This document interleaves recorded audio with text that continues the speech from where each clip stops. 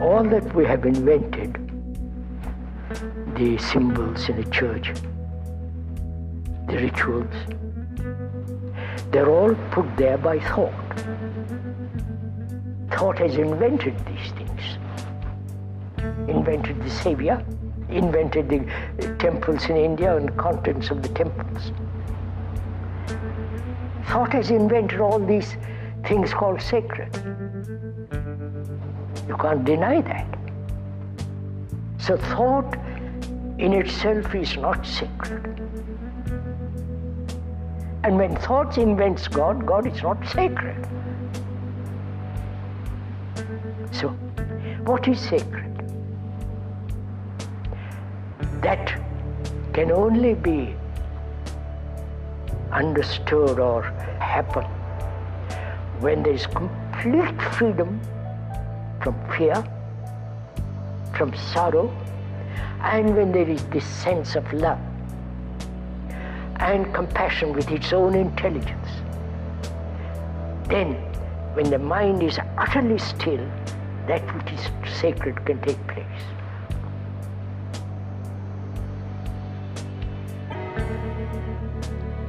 All religions have always said there is only our path, our Savior, our system, our belief, our rituals, and only through those we will find salvation. This has been the constant song of all religions.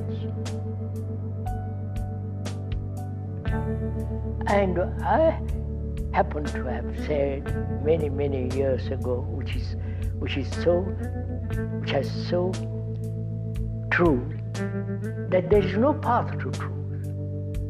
Truth, according to them, is a fixed point. And if it's a fixed point, you can have as many paths as you like. But if it's not a fixed point, it's a living thing, moving. Movement in the sense in the world of no time, which is a different matter. Naturally, there's no path to it. But you see, we don't want such a dangerous outlook. We want everything fixed. We want every object to be final.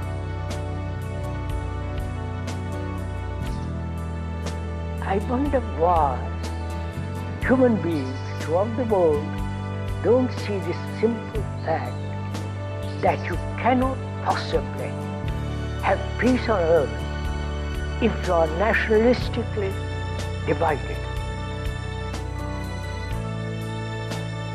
We want order outside in the world, politically, religiously, economically, socially. In our relationship with each other, we want order.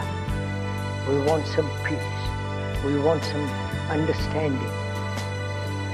And if the inward psychological state is not orderly, not conflicting, not contradicting, if that state in consciousness is quiet, steady, clear, then you can bring about order in the world. Now what we are trying to do is try to bring order legislatively, nationally, and so on, order out there in the world, which has been proved over and over again that totally brings about disorder. That's why we are saying, I'm saying, that without inward order, that is inward order in consciousness, which is in a mess, which is in a contradiction, Without bringing about order inwardly, psychologically, you cannot possibly have order outwardly.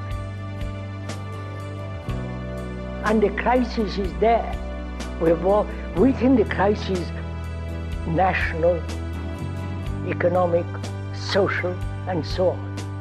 The crisis is not out there. The crisis is really inward. And we are unwilling to face that. Question.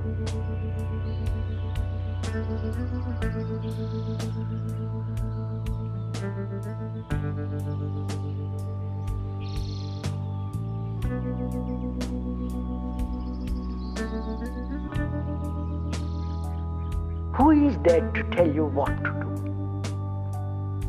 See, when we are children, the parents tell you what to do. That same mentality is cultivated right through life. In school, you're told what to do. In college, you're told what to do. In university, right through life, somebody tells you, this is right, this is wrong, this should be done, that should not be done. Which means what? There is no self-investigation.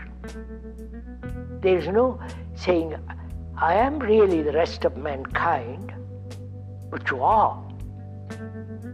Because every human being right through the world goes through a great deal of suffering, great deal of pain, great deal of anxiety, uncertain, confused, insecure, like you, like the rest of the world. We don't accept that. We think my suffering is totally separate from other people's suffering. And so, we have this mentality that I must have somebody to tell me what to do. Right from the Pope down to the poor parish priest. Psychologically, why should I accept what somebody else says? When I realize that I am the rest of mankind. Mankind is me. The me is the history of mankind, the book of mankind. If I know how to read it, I don't depend on anybody. So, can I, without distortion, without prejudice, without choice, be aware of the content of this book, which is me?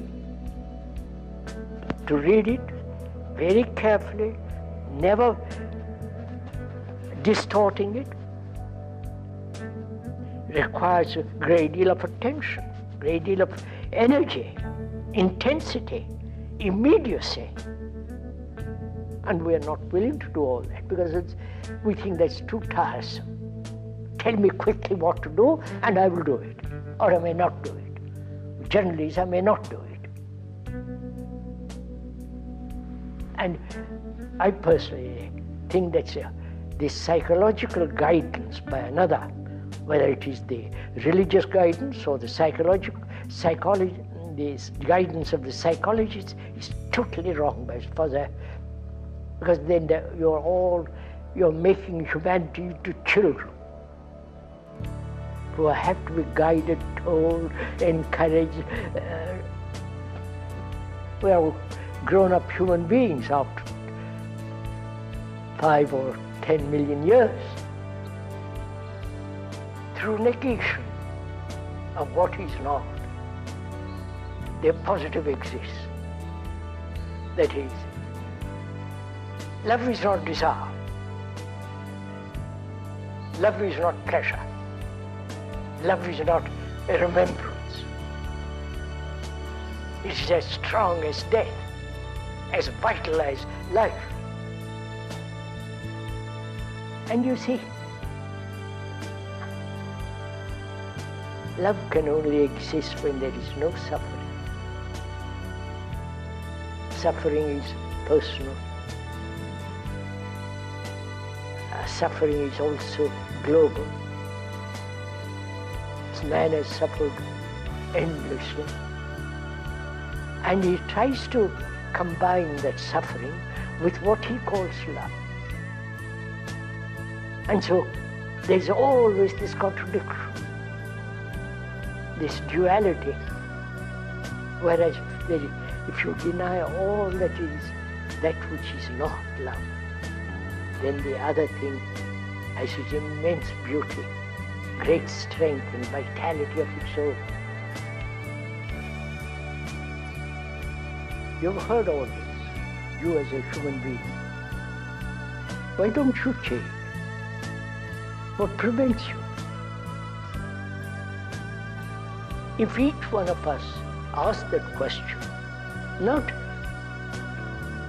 verbally or merely intellectually as an entertainment, but ask that question more seriously and deeply, what's your answer? What's your answer to this problem that human beings have lived this way for millennia upon millennia? Why haven't they changed? Why haven't you, who are listening now, why haven't you changed? You know, if you don't change, what's the consequences are? You'll be nationalistic, you'll be tribal, insular, isolated, and therefore having no relationship globally, fighting, building up more and more armaments, destroy each other. Now, why don't you, if you are at all serious in this matter, why don't you ask yourself that question?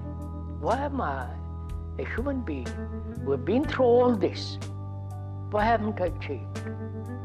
What would be your answer?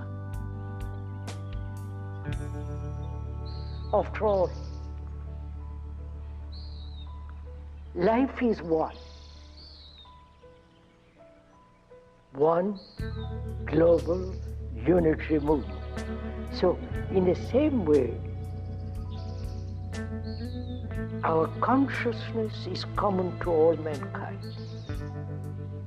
Now, if I radically change, surely it affects the rest of the consciousness of man. Now, why don't you change?